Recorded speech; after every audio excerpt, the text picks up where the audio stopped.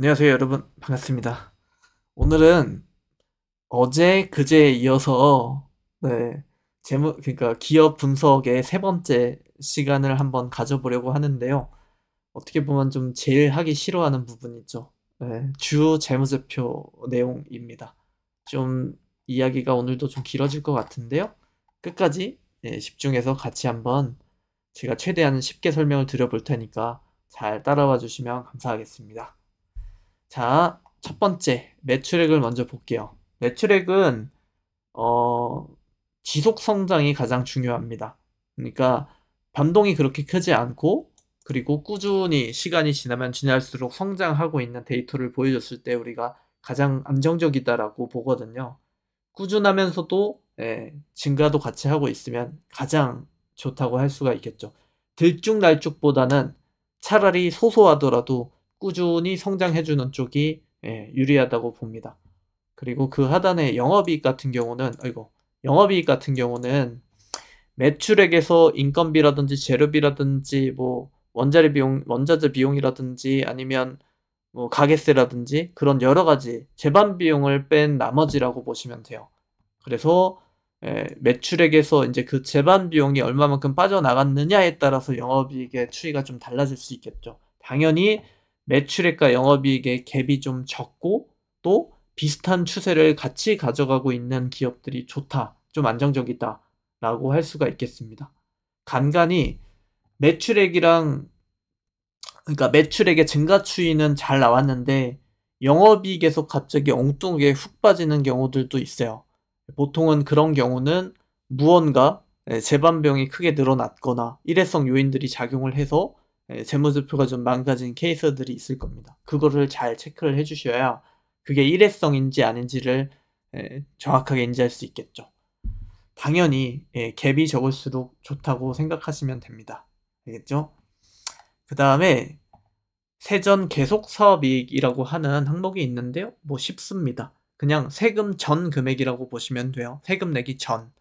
그리고 그 바로 밑에 당기순이익이 따라오는데요. 당기순이익이 이제 그 반대되는 개념입니다. 세금을 뺀 최종 금액. 떡볶이를 팔아서 이만큼 매출을 만들었고 거기서 재료비, 인건비, 가게세 등등을 뺀 영업이익을 만들고 거기서 다시 최종적으로 세금까지 납부한 마지막 결과물이라고 보시면 되는데요. 물론 세금도 있지만 영업 외 활동으로 인한 뭐 수익 또는 손실분들도 마지막엔 다 전가가 됩니다. 이를테면 아예 다른 뭐 투자를 진행을 했다 거기서 조금 손실을 본다라든지 아니면 오히려 이득을 본다라든지 그런 부분들까지 합산된 최종 결과물이 단기 순이익이라고 보시면 됩니다. 뭐 이자, 변수, 세금 같은 것들을 다 포함하는 개념이니까 당연히 영업이익하고 차이가 크면 안 되겠죠. 영업이익하고 차이가 크다라는 거는 그 세금 과정에서 무언가 잘못된 게 있었다라는 얘기니까요. 만약 문제가 생겼다면 다트 사이트에 들어가셔가지고 주석란을 다 꼼꼼히 살펴보셔야 돼요. 왜 그런 손실이 나왔는지 혹은 뭐 어떤 특이사항이 있었는지를 명확하게 보여줍니다. 이해되셨죠? 당연히 꾸준히 늘어나는 게 제일 좋고요. 매출액 그리고 영업이익 추이를 비스무리하게 따라가 주는 게 가장 좋다고 보시면 됩니다. TNL 같은 경우는 굉장히 이상적이에요. 매출액도 잘 늘어났는데 그 추이에 맞춰서 영업이익도 꾸준히 상승을 했고요. 거기에 당기순이익도 비슷하게 따라가줬습니다. 이런 기업들을 우리가 상당히 안정적인 기업이라고 그렇게 분류를 하죠. 그리고 밑으로 보면 당기순이익에 이제 지배, 비지배 구조로 이렇게 두 개로 분류를 좀 해놨는데 지배는 뭐냐면 모회사가 보유한 그 이익의 총합하고 그리고 모회사가 자회사를 지배하고 있을 때 소유한 비율만큼의 값을 얘기하는 거예요. 그러니까 비지배 같은 경우는 나머지 자회사 지분을 순수하게 소유 중인 이제 그 외부 주주들이 있을 거잖아요. 그 친구들이 가져갈 몫을 여기에 또 따로 빼버린 거예요. 조금 헷갈리는 개념이기는 한데 이거는 이런 중소형주들한테는 사실 뭐 크게 의미가 없는 개념이고요.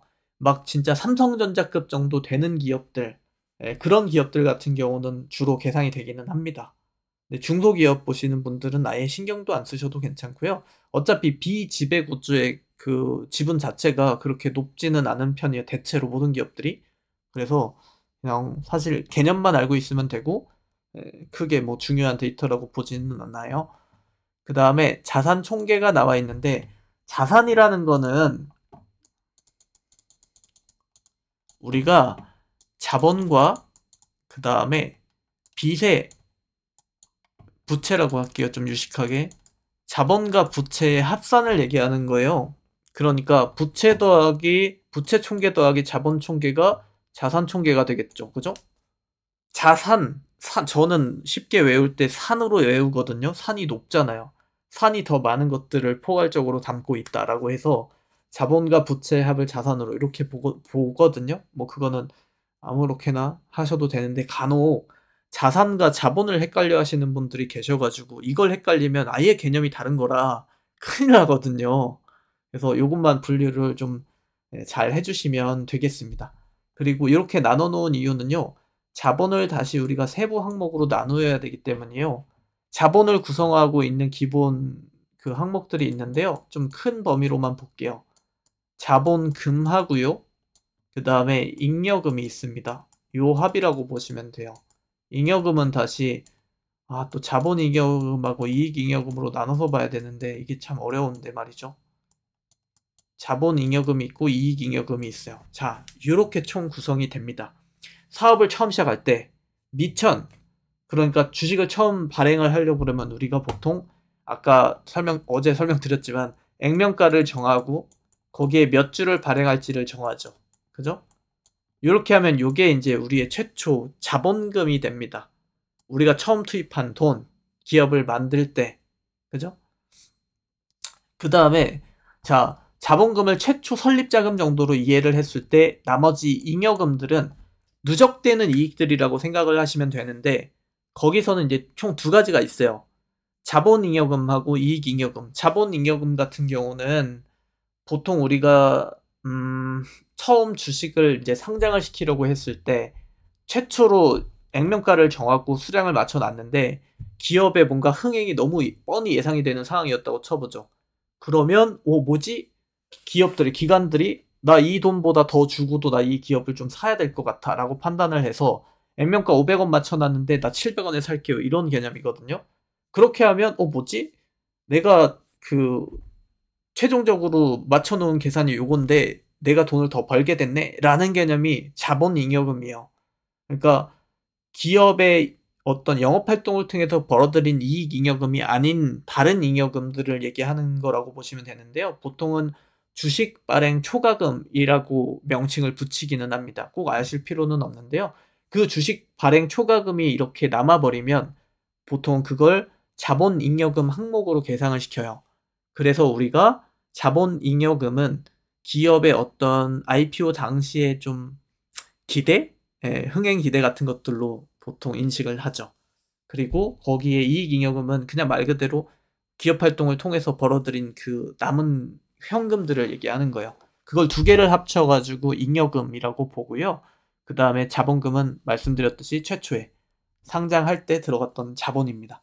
그러면 그 최초에 들어갔던 자본금하고 또 기업 활동 떡볶이를 팔아가지고 만들어 놓은 그 떡볶이 매출들하고 그리고 최초에 가게를 이제 막 시작했을 때 이 작가 떡볶이집 엄청 잘 될 것 같아요. 나 500원이 아니라 700원에 살게요. 해서 들어왔던 그 나머지 차액들 그걸 전부 다 합치면 자본이 됩니다.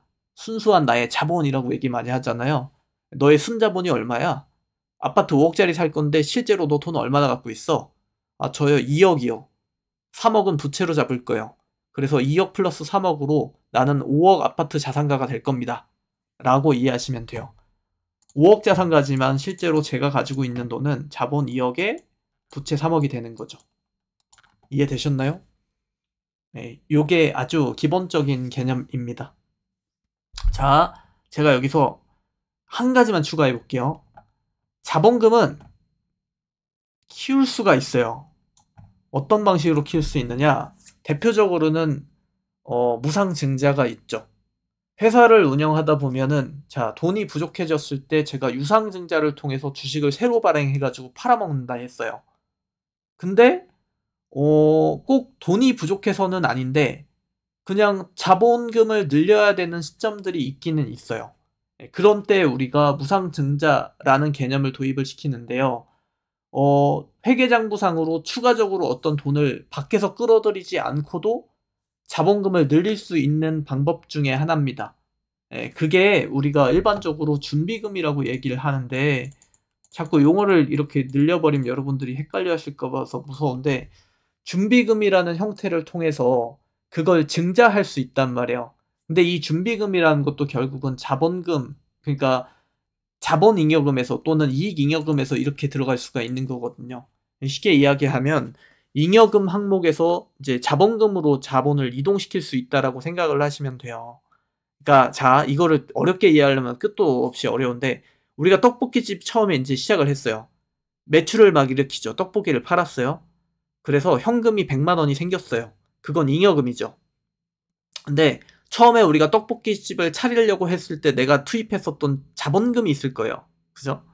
그 자본금에다가 떡볶이 장사를 해서 벌어들인 그 잉여금을 옮길 수 있어요. 내 주머니에서 그냥 왼쪽에서 오른쪽으로 옮기는 개념이라고 보셔도 돼요. 어차피 같은 돈이에요. 처음 떡볶이 가게 장사할 때 들고 시작했던 돈이나 떡볶이 가게 장사하면서 번 돈이나 뭐가 다릅니까? 사실 같은 거잖아요. 근데 여기에 있는 기업들은 상장사잖아요. 그래서 자본의 돈의 용도, 그리고 돈의 그런 어떤 그 출처를 조금 더 이제 명확하게 표기하기 위해서 좀 이런 어려운 개념을 도입시켜 놓은 거예요. 이해되셨죠? 어찌됐든 간에 기업이 활용할 수 있는 잉여 자원을 통해서 자본금을 늘리는 과정을 우리가 무상증자한다라고 표현을 해요. 무상으로 증자하는 거죠, 자본금을. 그렇게 됐을 때 그 늘어난 자본금만큼 주식도 같이 늘어날 테니 늘어난 그 주식은 주주들한테 이제 뿌려주는 것이죠. 이렇게 개념을 잡으시면 되는데, 그러면 우리 주주들의 입장에서는 기업에 쌓여있는 잉여 유보금들이 많으면 많을수록 무상으로 우리가 주식을 받기도 하고, 또 그 쌓여있는 잉여금들은 나중에 배당으로 우리한테 또 돌려줄 수도 있는 거고, 또 자사주를 매입한 다음에 없애줌으로 인해서 우리한테 어떻게든 이익을 줄 수 있겠구나라고 추정할 수 있는 거죠. 그러니까 잉여금이 많이 확보되어 있는 기업들은 뭐가 됐든지 간에 주주들한테 언제 어느 시점에 이익을 가져다 줄 수 있는 좀 잠재력을 가지고 있다라고 생각을 할 수가 있겠죠. 당연한 거예요.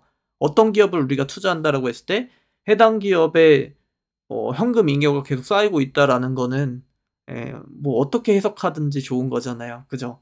그래서 이런 어떤 기업의 자본 활동을 통해서 주주들에게 이익을 가져다 줄 수 있는 여력이 많기 때문에 돈을 잘 버는 회사, 어제 배웠던 당기순이익이 좋아지는 회사를 보는 게 투자의 기본 원칙이 되겠다라고 보시면 되겠습니다.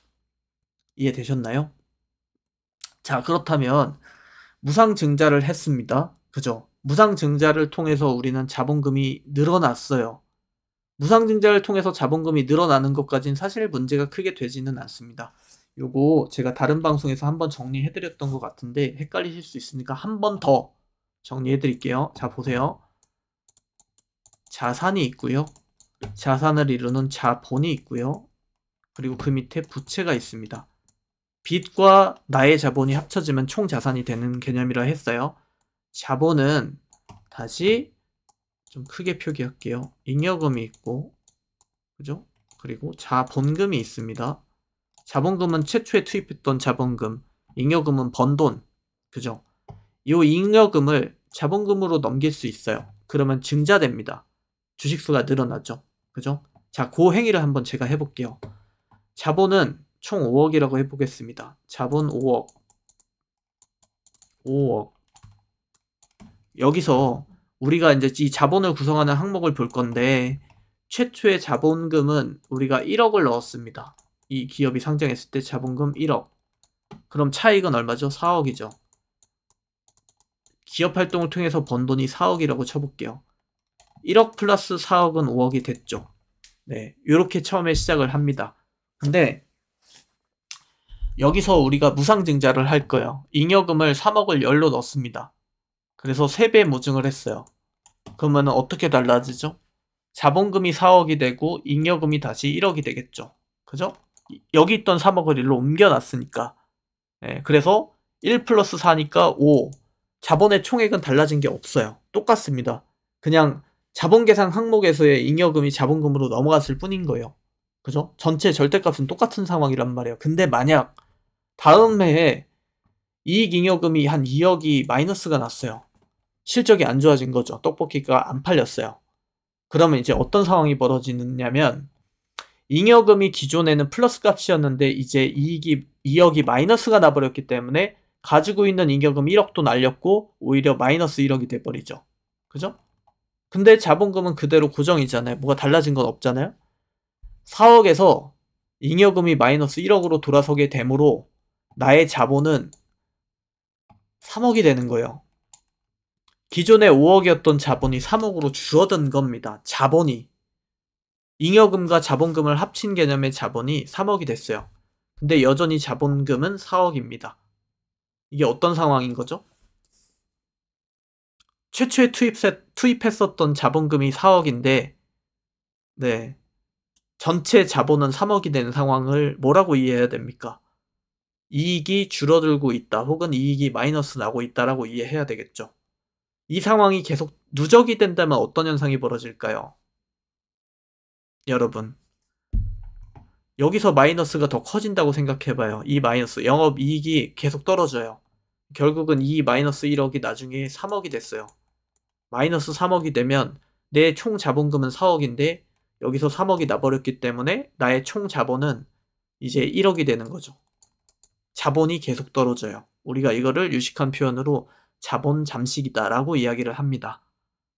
그러니까 기업의 이익이 너무 안 나와서 떡볶이가 너무 안 팔려서 이제는 하다 최초에 투입시켰었던 그 자본금까지 갉아먹고 있는 상황이다라고 이해하시면 되겠죠. 그죠? 되게 그냥 머릿속으로 되게 쉽게 이해하시면 돼요. 내가 5천만 원 들고 들어가서 떡볶이 가게 차렸는데 처음에는 이득이 났어요.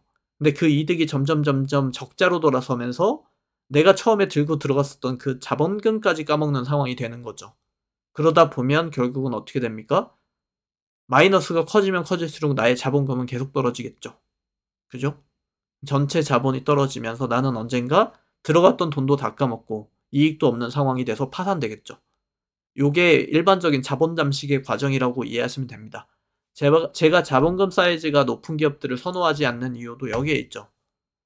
자본금 사이즈가 높은 기업들의 그 순수 자본을 유지시키려면 이익잉여가 그 수준만큼 계속 받쳐줘야 돼요. 잉여금이 떨어지는 순간이 왔을 때 자본보다 자본금이 더 높은 상황이 펼쳐져 버리거든요. 그러면 우리가 일반적으로 자본금이 이렇게 무거운데 잉여금이 없네? 이 친구는 조만간 자본 잠식에 빠질 가능성이 높겠구나. 그렇게 판단을 해버릴 수가 있습니다. 그래서 재무계정상으로 굉장히 좀 불안정한 재무제표가 완성돼 버리는 거죠. 그래서 별로 선호하지 않는 거예요. 그리고 또 한 가지 이유는 자본금이 가벼운 기업은 나중에 증자를 할 만한 구석들이 많아요. 2번, 3번을 증자해도 자본금이 여전히 가볍다면 그런 부담이 좀 적겠죠. 자본 잠식에 대한 부담이 적어서 증자를 하는 데 있어서 훨씬 유리할 수 있습니다. 그런 측면이 있고, 그리고 자본금이 무거운 기업들 같은 경우는 아예 그 행위가 끝난 상황일 수도 있는 거잖아요. 늘릴 수 있는 자본금을 끝까지 땡겨서 다 늘려놓은 상황일 수도 있는 겁니다. 그럼 무상증자가 안 되죠. 추가적으로. 그런 여력이 없다라는 측면에서도 좀 부정적이죠. 이해되셨나요? 요 차이를 이제 인지해 주시면 됩니다. 그러면 이제 반대로 최상의 시나리오 한번 그려볼게요. 자, 자본이 있어요. 자본금이 있습니다. 잉여금이 있죠. 자본금이 10억인데 자본이 10억인데 자본금이 1억이에요. 그럼 나머지 9억이 잉여금이죠. 이 회사 어떻습니까? 자본금 사이즈 엄청 작은데 잉여금이 많죠. 그죠? 이러면 여러 가지 가정이 되죠. 잉여금 배당으로 넣어줘도 되고 잉여금으로 무상증자 3번 해도 되고 그죠? 아니면 잉여금으로 자사주를 매입한 다음에 소각하고 나서 그럼 이제 주식수가 줄어드니까 발행 주식수가 줄어들었으니까 다시 무상증자를 통해서 늘려버려도 되죠. 그러면 그 잉여금을 가지고 굉장히 다채롭게 활용이 가능해지죠. 무상증자도 해주고 배당도 주고 그리고 자사주도 끌고 들어와서 자사주 산 다음에 소각시켜가지고 기존 주주들에 대한 그 주주 가치를 좀 높여줄 수 있죠. 잉여금이 많다라는 거는 이렇게 활용 범위가 넓어지는 개념인 거예요. 그러니까 기업의 기본은 돈을 많이 벌어야 되는 거예요. 돈을 많이 벌면 잉여금이 계속 쌓이는 거잖아요. 이해되셨죠? 최상의 조합은 그럼 결국은 뭡니까? 자본금 사이즈는 적은데 돈을 많이 버는 회사가 최고겠죠. 심플하죠, 여러분? 자, 그 다음 개념 바로 이어서 볼게요. 영업활동 현금 흐름.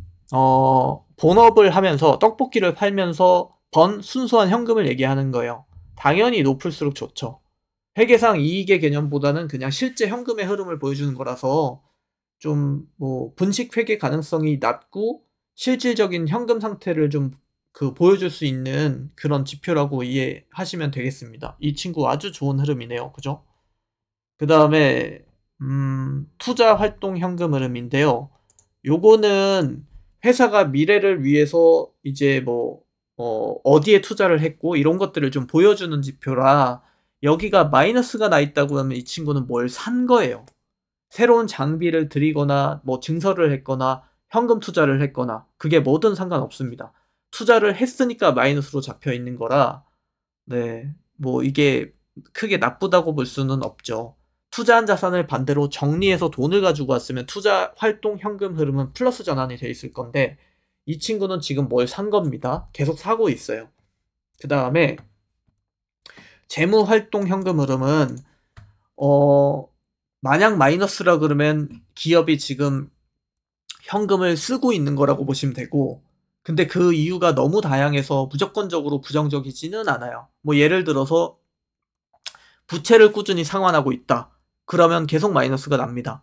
지금도 마이너스 나 있죠? 아니면 주주들한테 배당금을 줬어요. 그것도 재무활동 현금 흐름의 마이너스 요인이 됩니다. 아니면 전환사채나 신주인수권부사채 같은 것들이 주식으로 전환 안 돼버리고 그냥 현금 상환 요구로 넘어가면 그러면 이제 기업 입장에서는 현금을 다시 돌려줘야 되기 때문에 그런 것들로 이제 현금이 빠져나올 수도 있는 거고요. 그러니까 현금 활동이나 뭐 이 투자 활동, 재무 활동 같은 경우는 좀 종합적인 분석이 필요한 영역이라고 생각을 하시면 돼요. 일반적으로는 마이너스가 나는 경우가 많죠. 투자도 그리고 재무도. 그러니까 정리하면 투자에서 마이너스 났다라는 거는 진짜 말 그대로 뭐 시설 투자를 한 거고요. 재무 활동에서 마이너스가 났다라는 거는 보통은 부채 탕감을 한 거라고 생각하시면 돼요. 돈을 영업 활동으로 벌어서 투자도 꾸준히 하면서 가지고 있는 부채도 탕감하면 가장 좀 인상적인 그림이라고 보실 수가 있겠죠. 이 친구가 지금 그런 형태를 보이고 있어서 상당히 좀 안정적이다라고 보여져요.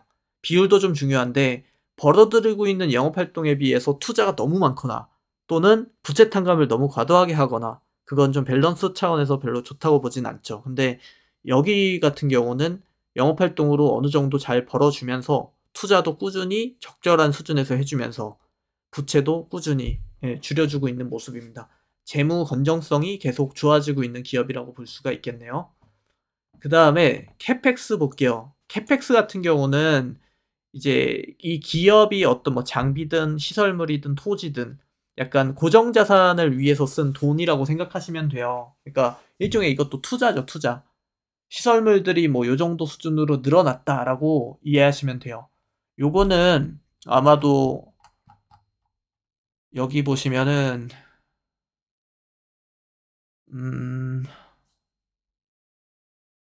재무분석란에 있을 것 같아요. 재무분석란에 들어가시면 현금 흐름표가 있거든요. 네, 여기를 보시면 아마도 밑에 여기 현금 투자 활동 현금 유출액이라는 개념이 있는데요. 네, 여기 밑에 보시면 여기 있죠. 유형자산의 증가라는 또 항목이 있어요. 여기 나와 있는 것들이 이제 유형자산, 그러니까 눈에 보이는 자산 무언가를 산 거거든요. 투자한 거잖아요. 투자. 그죠? 눈에 보이는 무언가가 뭐겠어요? 이 친구 같은 경우는 뭐 시설물이겠죠. 시설물, 기계 같은 것들일 텐데 그런 것들을 샀다라는 여기 항목이 나와 있어서 아까 우리가 봤었던 요 캐펙스 투자에 대한 이제 연결이 될 수 있는 거죠. 돈을 함부로 막 쓴 게 아니라 유형자산을 늘리는데 투자했다라는 증명을 이제 저기서 찾아볼 수가 있는 겁니다. 이해되셨죠? 자, 그 다음 FCF 요거는 뭐냐면 잉여 현금 흐름인 건데 영업으로 번 돈 가운데서 요 캐펙스 투자한 것을 빼주고 남은 돈이라고 생각하시면 돼요. 계산법은 되게 단순해요. 영업활동 현금 흐름에서 캐펙스 빼주면 요 값이 나옵니다. 예, 보이시나요? 466억에서 이제 캐펙스 투자를 빼면 나머지 FCF가 잡히는 거죠. 잉여 현금, 아까 우리가 중요하게 봤던 데이터죠. 남은 현금이 얼마냐를 보여주는 그 값이라고 생각하시면 됩니다. 그 다음에 이자 발생부채라는 항목이 있는데 대체로 그러니까 단기 차익 빨리 갚아야 되는 돈이거나 아니면은 사채 같은 그런 빚에 대한 이자를 얘기하는 거예요. 그런 빚이 발생할 수 있는 그 부채 규모가 얼마만큼인지를 절대 규모로 보여주는 거예요. 빚이 아니라 빚으로 인해서 그 이자가 발생하는 그 부채 총량을 보여주는 건데 당연히 이게 많으면 좋지 않죠. 이거 왜 보는 거냐면은 나중에 우리가 또 배울 건데 유동 자산이라는 게 있어요. 그러니까 유동 자산은 당장 현금화가 가능한 자산들을 얘기하는 거거든요. 현금화가 가능한 자산 대비 이자 발생 부채가 너무 많아 버리면 우리가 그걸 굉장히 좀 위험하다라고 인식을 한단 말이에요. 그래서 나중에 그걸 확인하기 위해서 이거를 공부를 해 놔야 되는데 지금 당장은 막 엄청 중요하고 그러지는 않아요. 근데 어떤 기업을 봤을 때 이자 발생 부채가 너무 많다라고 하면 그 기업은 재무 건전성이 떨어질 가능성이 매우 높습니다. 이해되셨죠? 근데 이 기업 같은 경우는 지금 1억, 뭐 5억 잡혀 있어가지고 아무런 영향이 없죠, 대세에. 이런 기업들은 대체로 엄청 깔끔하다라고 보실 수가 있어요. 좋네요. 되게 좋은 기업인 겁니다. 그리고 그 다음 영업이익률인데 영업이익률은 사실 뭐 기준이 딱히 없어요. 당연히 영업활동을 통해서 벌어들이는 수익률을 얘기하는 건데 예, 높을수록 당연히 좋은 겁니다. 특히나 외형이 큰 회사들이 이 영업이익률도 높다? 그러면 뭐 고속 성장은 예고돼 있는 거죠. 삼양식품이라든지 뭐 클래시스 이런 기업들이 대표적입니다. 그리고 10%가 넘으면 양호하다고 보고요. 20%부터 성장주라고 보고 30%가 넘어가면 이제 슈퍼 성장주. 그 이상은 뭐 그냥 꿈의 지표들이고요. 5%가 일반적이라고 보시면 되고 그 밑은 이제 좀 전통주들이라고 생각하시면 됩니다. 이 친구는 30%대라서 꿈의 영역이라고 생각하셔도 되겠어요. 돈 잘 버는 기업이네요. 재무가 아주 좋습니다. 그 다음에 순이익률인데요. 사실 뭐 큰 차이는 없는데 모든 비용까지 다 반영했을 때 얼마 남느냐, 당기순이익의 기준 얼마의 이익률이냐를 보여주는 지표거든요. 그러니까 영업이익률은 말 그대로 떡볶이를 팔아서 뭐 이렇게 뭐 쓸 거 쓰고 뭐 재료비 넣고 뭐 넣고 뺀 나머지의 그 이익률이 얼마나를 보는 거고, 순이익률은 세금까지 다 납부하고 최종적으로 이 기업이 사장님이 순수하게 남길 수 있는 이득의 그 비율이 얼마만큼이냐를 보여주는 차이라서 영업이익의 차이냐 당기순이익의 차이냐 정도로 인식하시면 됩니다. 뭐, 네, 어떤 데이터든 상관은 없어요. 어떤 걸 기준으로 보시든지 간에 마찬가지라고 봅니다. 그 다음에 ROE는 자기 자본 대비 당기순이익을 얼만큼 올렸는지를 보여주는 지표인데, 그러니까 주주들이 투자한 돈을 가지고 몇 프로의 이익을 냈어 라고 따져 묻는 지표라고 보시면 돼요. 좀 무서운 지표죠. 핑계가 전혀 없으니까. 워렌 버핏이 가장 선호한다고 알려져 있고요. 은행하고 비교 많이 하죠. 왜냐면 우리가 예금을 넣었을 때 얼마만큼의 기대 이자가 나오잖아요. 근데 여기는 기업인데도 불구하고 우리가 이만큼 투자했으니까 몇 프로 이익을 볼 수 있느냐, 이렇게 이제 같은 잣대로 들이민다라고 했을 때 좀 중요한 데이터 중에 하나입니다. 그러니까 만약에 은행 이자가 5% 시대인데 4%의 영업 ROE를 냈어요. 그러면 에이, 이 은행 이자만도 못한 놈이라고 치부되겠죠. 그런 개념입니다. 당연히 높을수록 좋고요. 성장주들이 이 지표가 좀 높은 편이죠. 특히나 자본금이 적은 기업들이 이 지표가 매우 높습니다. 여기 같은 경우는 와 30%네요. ROE가 어마어마한 겁니다. 은행 이자가 5%라고 기준으로 봤을 때 이 친구는 같은 기간 내에 주주들한테 수익을 30%로 돌려주는 기업이 되는 겁니다. 그 다음에 ROE인데요. ROA인데요. ROA는 순수 자본이 아니라 여기는 부채까지 포함한 전체 총 자산 기준으로 얼만큼 수익을 냈는지를 보여주는 지표예요. ROE보다 좀 더 너그러운 버전이라고 보시면 됩니다. 그러니까 부채를 어느 정도 좀 인정해줘야 되는 어떤 좀 큰 기간 산업 같은 애들, 뭐 이를테면은 뭐 반도체나 막 그런 제조사 같은 데들, 그런 데들은 이제 순자본보다는 이렇게 전체 부채까지 포함한 자산 대비 이익률을 많이 따지죠. 그래서 자본이 뭐 그 말도 안 되게 적으면 ROE가 좀 왜곡될 수가 있잖아요. 그죠? 자본 대비 수익률이다 보니까 자본 진짜 요만큼 넣는 기업들 같은 경우는 해봐야 영업이익 얼마 나오지도 않았는데 자본 대비 이익률인 ROE는 엄청 좋아질 수도 있는 거잖아요. 그런 걸 막기 위해서 보는 지표라고 보시면 됩니다. 이해되셨죠? 그리고 ROA는 약간 감가상각도 생각하는 개념인 건데 뭐 예를 들어서 렌트카 사업을 한다고 쳐보죠. 당장에 자본 대비 수익률은 엄청 좋아요. 자동차를 한 10대 샀어요. 1000만원짜리. 1억을 투자해가지고 렌트카 사업을 했는데 1억밖에 투자를 안 했는데 막 매출이 엄청 잘 나와요. 그러면 자본 대비 이익률이라고 할 수 있는 ROE가 엄청 좋을 거예요. 근데 자동차는 시간이 지나면 차량 가치가 빠지잖아요. 그죠? 그러면은 ROE의 왜곡이 시간이 지나면 지날수록 나올 수가 있잖아요. 그죠? 그래서 ROE도 마찬가지고 ROA도 마찬가지고 그런 어떤 감가상각에 대한 개념을 포함하는 그런 개념들이 아니어가지고 약간은 좀 뭐랄까 시간이 지나면서 왜곡될 수 있음을 인지하고 계시는 게 좋습니다. 사업마다 좀 달라요. 예. 그리고 물가 상승률의 개념도 여기서는 포함을 안 하고 있어가지고 우리가 10년 전의 자본과 지금의 자본은 다른 개념이잖아요. 물가 그러니까 통화 가치가 달라지잖아요. 그래서 그런 부분들까지 고려하지 않는 지표이기 때문에 너무 맹신해서는 안 된다라고 보시면 되겠습니다. 그 다음에 부채 비율. 부채 비율은 갚아야 할 빚이 내가 가지고 있는 지금 현재 자본 대비 얼마나 있는지를 보여주는 지표라 재무안정성 평가에서 제일 중요한 지표죠. 그래서 기본적으로는 200% 이하가 좋고요. 좀 보수적으로 보는 사람들은 100% 이하를 기준으로 보기도 하고요. 근데 이게 또 부채들이 좋은 부채가 있고 나쁜 부채가 있어요. 좋은 부채에 얘는 선수금이 있죠. 조선업들 특히.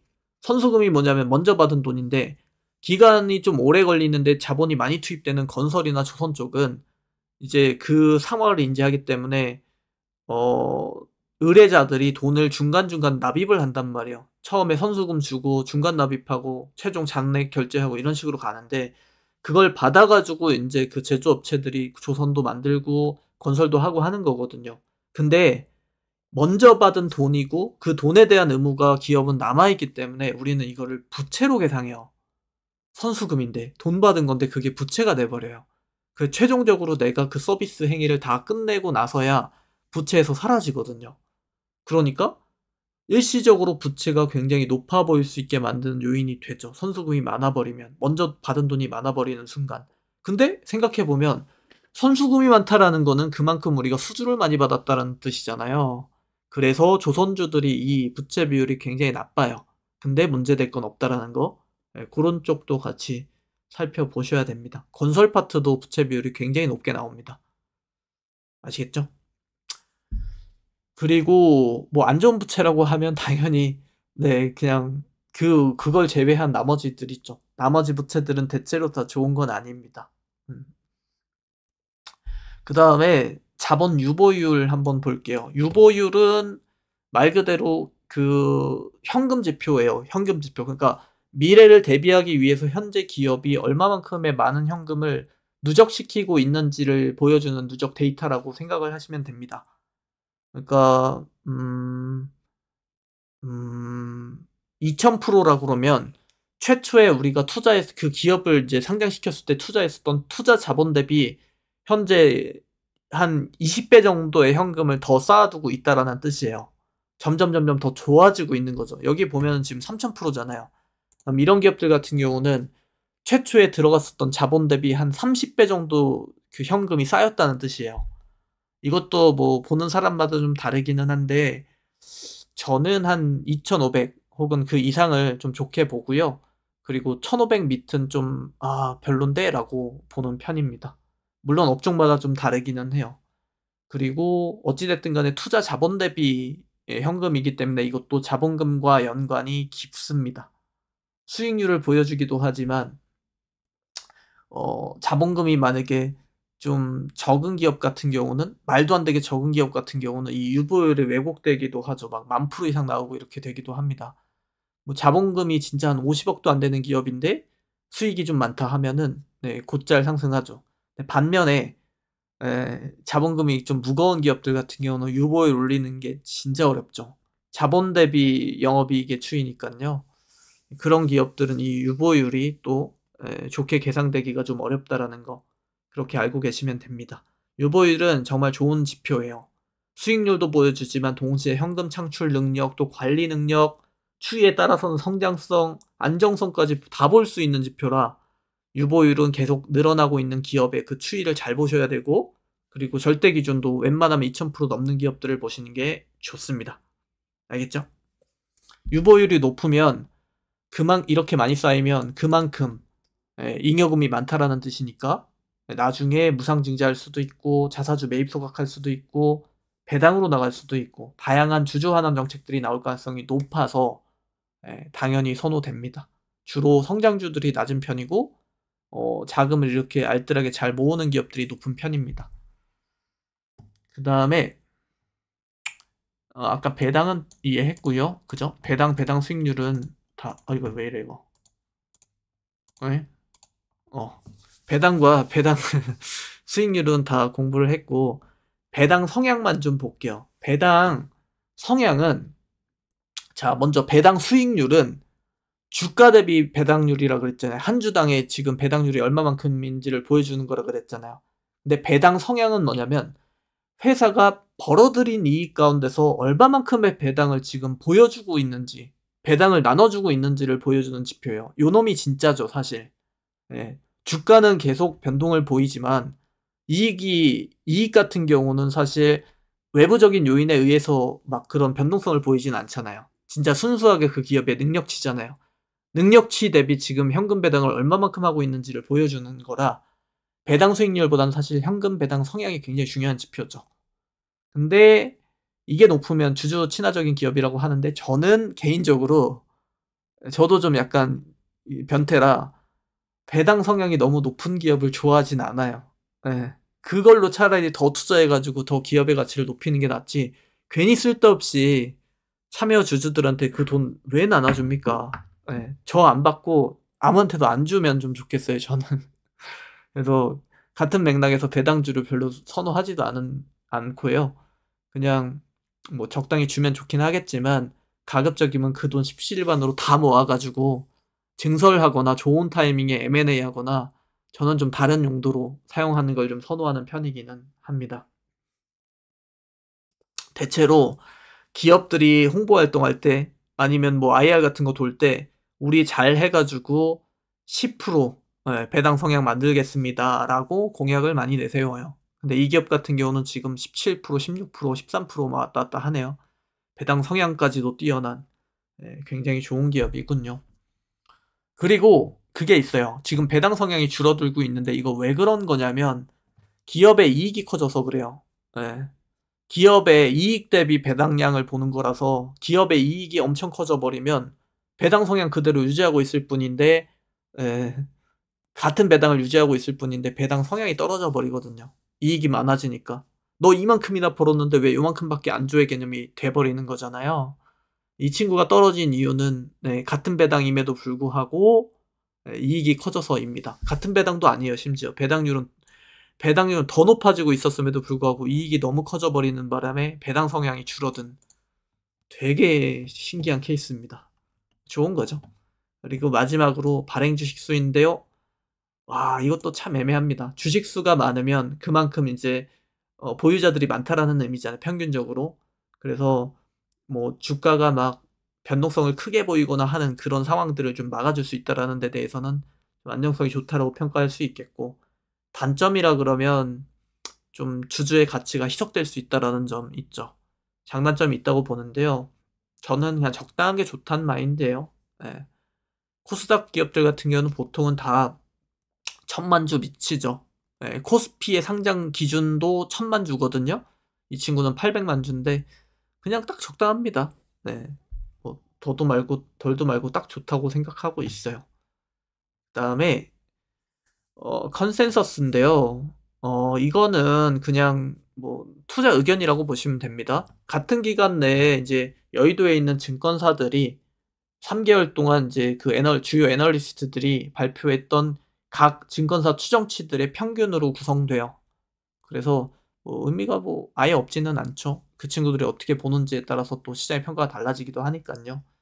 근데 뭐 저 같은 경우는 참 뭐 우연인지 모르겠는데 증권사가 나타내고 있는 목표 주가하고 제가 보는 목표 주가가 거의 항상 30% 차이 정도 나더라고요. 딱. 제가 훨씬 보수적인 거죠. 네. 그거 진짜 되게 신기한 게 적정 주가 내보면은 이 친구들 적정 주가하고 저랑 딱 30% 차이 나던데 항상. 뭐 아무튼 네. 그래서 제가 그렇게 신뢰를 하지는 않습니다. 이분들이 내는 것에 대해서. 그리고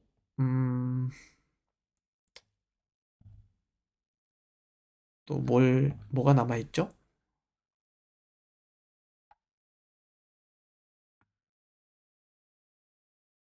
다 마무리된 건가요? 어닝 서프라이즈에 대한 개념은 알고 계시죠?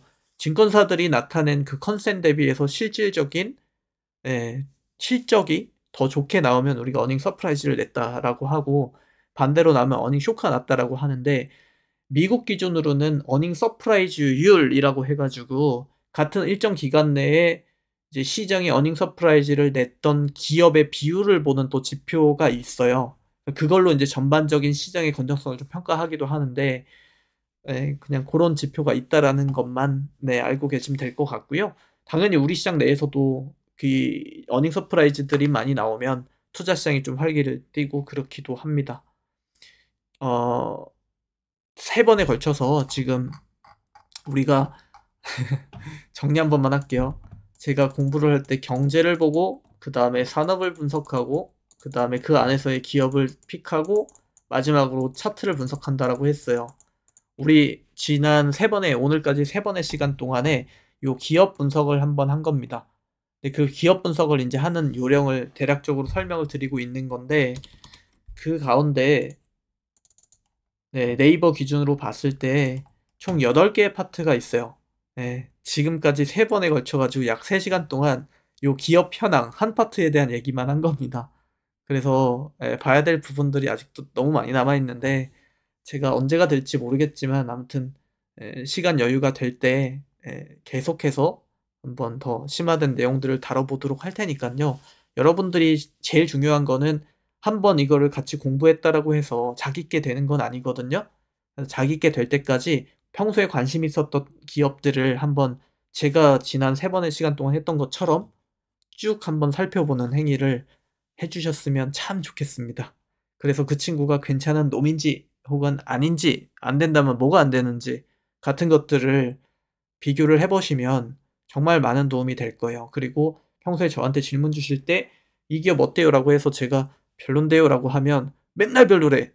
지가 좋다는 것만 다 좋다 그러고 라고 생각하셨겠지만 제가 했던 이 방식대로 기업을 낱낱이 파헤쳐 보잖아요. 왜 제가 별로라고 했는지, 왜 투자를 말렸는지, 혹은 저놈은 맨날 저거 좋대 라고 했던 이유가 왜 그랬는지가 어느 정도 보이실 거거든요. 그런 한번 개념에서 저랑 같이 했던 요 내용을 한번 해주시면, 한번 더 살펴봐 주시면 참 좋을 것 같습니다. 아시겠죠? 나머지 부분들은 제가 시간이 되면 그때 계속 하나둘씩 더 추가해서 같이 알려드려 보도록 할게요.